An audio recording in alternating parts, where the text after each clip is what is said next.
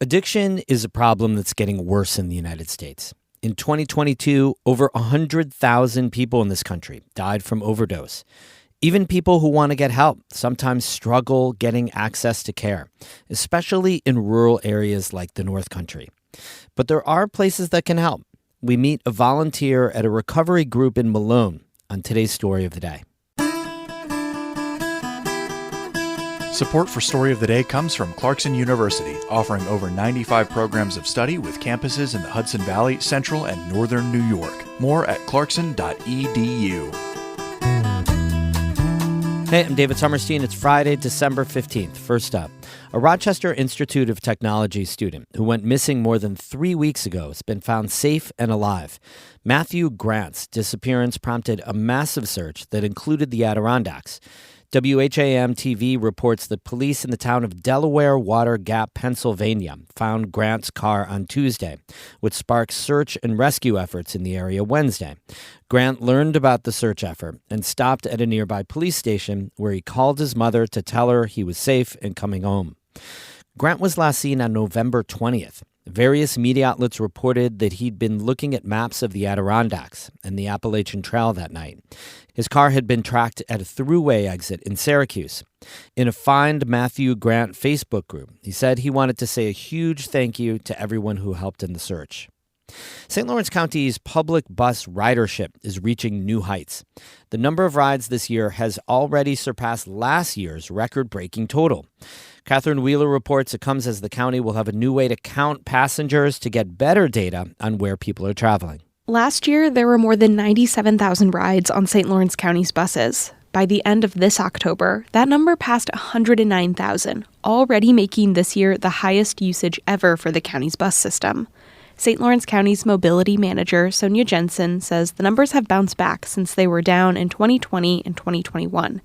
She says she thinks more people are getting used to using public transportation. People are seeing the buses, they have a presence in the community, people begin to recognize them and maybe know people who have started to use them.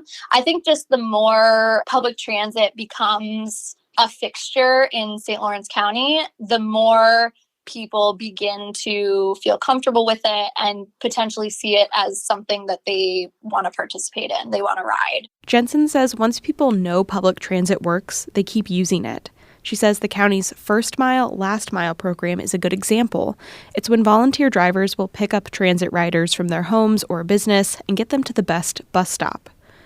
While ridership is up, the county still wants to make its public transit system better. So county legislators recently approved the purchase of an electronic passenger counting system.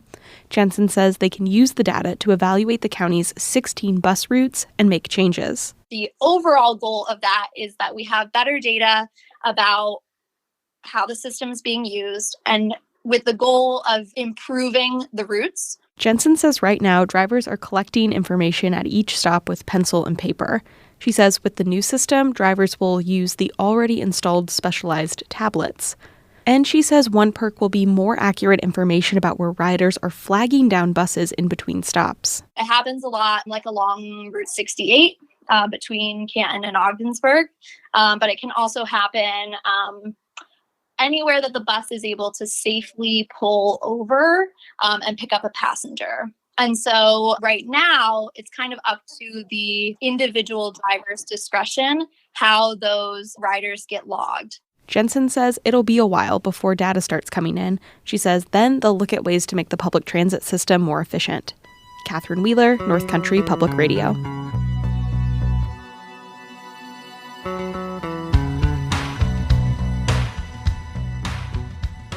Today we're going to hear from someone on the front lines of the battle against addiction, a volunteer who runs recovery groups in Malone.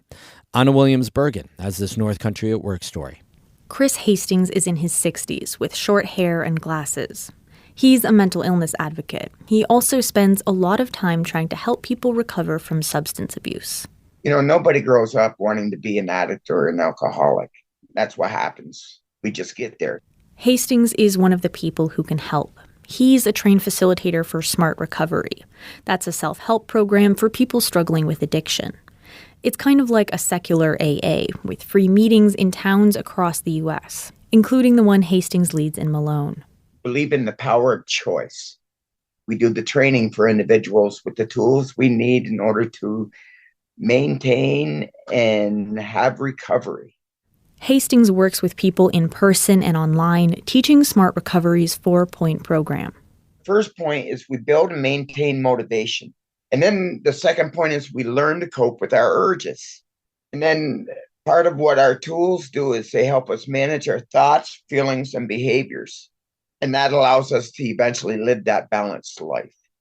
Hastings says that part of what makes him a good facilitator is that he's been there. He started using drugs and alcohol as a teen, looking for refuge from his mental illness. He went to prison a few times and struggled with homelessness. Hastings went to rehab for the first time in his mid-20s. It didn't get him clean, but it got him motivated. I was determined to get back on the route because I had had a taste of what it was like to be okay. Years later, Hastings was able to get sober using Rational Recovery, the predecessor to Smart Recovery. But Hastings didn't start leading recovery groups until about 5 years ago. He lost a nephew due to opioid addiction, and it inspired him to get trained as a Smart Recovery facilitator. Because I know where I would be right now if it weren't for recovery. At meetings, Hastings teaches people tools that help them feel in control of their choices. One is disputing irrational beliefs, learning to question harmful thinking. We do a lot of disputing of our own thinking. And eventually with that disputing of our thinking, it becomes natural. Eventually it becomes habit. Smart Recovery helps people get and stay sober. But you don't have to be clean to come to their meetings. Hastings says that most of the people who come aren't, at least at first. And they're looking for hope. And that's all we offer. We offer hope. Hastings also works with friends and family of those struggling with addiction. They have their own meetings. We show people how to help get their family members into treatment a little bit easier. How not to fall victim into the chaos. To get your own sense of power back.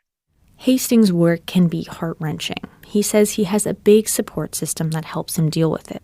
I have to stay well in order to help others because a lot of things hit home. So I need to be able to talk about those also. The thing that keeps me going is knowing the people that I've helped. One of the greatest motivator is when somebody's walking down the street and I see them and I know that they're doing well. Hastings got clean way before the opioid epidemic. He says opioids have transformed things. More people are dying and they're dying younger. But there are also more ways to help prevent overdose. This is scary. And that's why I'm so happy that they've made Narcan and the test strips available to anyone and everyone. Test strips tell users if their drugs are laced with fentanyl, a highly potent opioid. This helps prevent accidental overdose. Narcan is the brand name of naloxone, a nasal spray that reverses opioid overdose by blocking the drugs from the brain. It's now available over the counter, and in New York State, anyone can administer it to help stop a fatal overdose. It only works on opiates. It won't affect people using other drugs. I carry Narcan everywhere I go, and we hand it out to anybody and everybody. No one knows when they may be able to save a life. For Hastings, helping people get sober is about keeping people alive, but it's also about giving back. People treated me to the point where I was able to find recovery. That's what I want. This is an opportunity because if one person hears about it, it's a win. And that's all that matters is somebody's life gets back on track because we are losing people left and right. Hastings Group for Family and Friends runs every Wednesday evening in Malone. Meetings for those struggling with addiction are every Tuesday. For North Country Public Radio's North Country at Work project, I'm Anna Williams-Bergen. If you or someone you know wants to seek treatment for addiction, call the National Information Hotline at 1-800-662-4357. If you use substances, you can call the Never Use Alone hotline and have someone on the phone to help you in case of an overdose. That number is 877-696-1996. We have more news all the time and through the weekend on our website, ncpr.org. Music today by Eddie Lawrence of Moira and B. Children of Canton. Have a great weekend. I'm David Summerstein, North Country Public Radio.